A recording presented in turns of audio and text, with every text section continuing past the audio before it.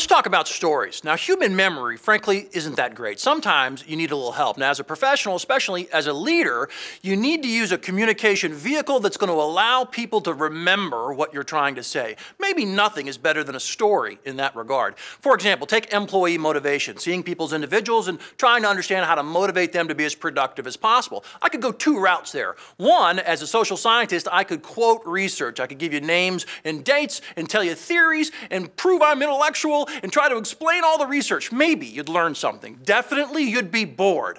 I could do the research route, or I could tell you a story. Let me give you an example about employee motivation, seeing people as individuals from a story perspective instead of a dry quoting the research and numbers perspective. My telephone rings one day, I pick up the phone, and it was a president of a firm in the Midwest who will go unnamed. He said, I got your name from so-and-so, and I was going to invite you out and talk to you about some employee motivation problems I've got and see what your thoughts are. I said, wonderful. So I show up at this guy's office, I sit down and we start talking, and I began just by asking him things you're doing to try and recognize and reward your employees. And he went through a pretty long litany of things that they've tried and then stopped because they really didn't work that well. He said, we tried this, but it didn't work. We tried that, but it didn't work. And he finally got to something, he said, that worked wonderfully. There's one thing we do that everyone loves. And I was happy that he finally got to that place. And I said, tell me what it is. And like a proud father, he said, well, we have this quarterly meeting, and I usually get up on stage, and after talking about the firm, I bring up some high achievers from the quarter, and I give them something. I said, great, what do you give them? And he said, I give them a ham.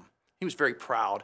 And it sounded odd to me, but I did my best to stay composed, and I just gathered myself, and I looked at him very respectfully, and I said, how's that ham thing working for you? And he proudly tells me that this is the most positive shared thing in the whole organization. I said, hey, good for you. Then let me go do my job. And I left and I did a survey and some focus groups and talked to some people over by the water cooler. Now let me ask you, what do you think I learned about the ham scheme? Probably what you'd guess. This was a source of ridicule. Biggest shared joke in the entire organization. First leadership lesson, you ready? The leader who hired me, the president of this firm, meaningfully unaware of that reality. He thought it was such a winner. Everyone else thought it was a complete loser.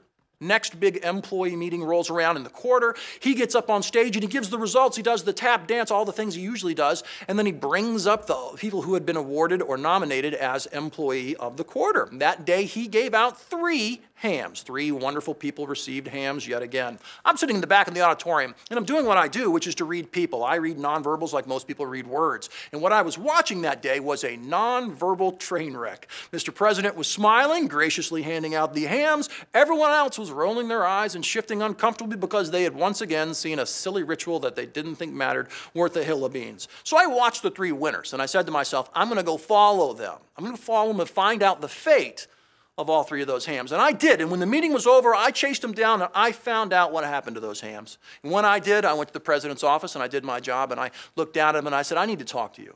I need to show you something. Would you just come with me for a minute? And he reluctantly got up and he followed me. I took him outside. I walked around his building, went to the back, and in the back there was, predictably, a large industrial-sized dumpster. I opened up the dumpster and asked him to look inside. And what you would predict was right there. 2 of that day's 3 hams were sitting in the garbage.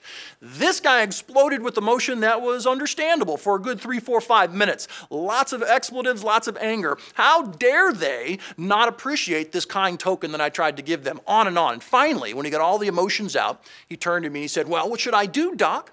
And I did what all great consultants do. I just made something up on the fly. I said, here's what you do. I want you to call a meeting next Tuesday, and you tell everyone in the firm they have to be there. All hands on deck, in the parking lot in front of the building, but you don't tell them why. Tuesday rolls around, 2 o'clock, I want you to get on the roof, and I want you to bring a ham.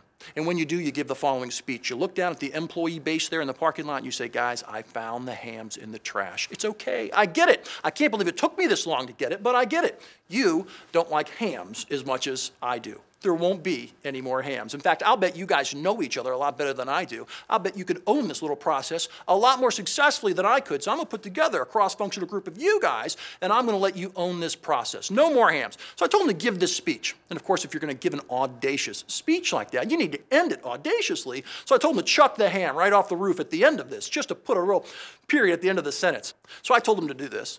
He looked at me thoughtfully and collected his thoughts for just a second, looked me right in the eye, and he said, I'm paying you how much?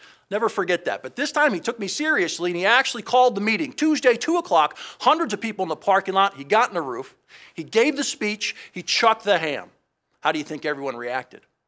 There was a shared positive outpouring of support and camaraderie, the likes of which this company had never experienced before. Instantly, this became a part of the cultural fabric of the firm.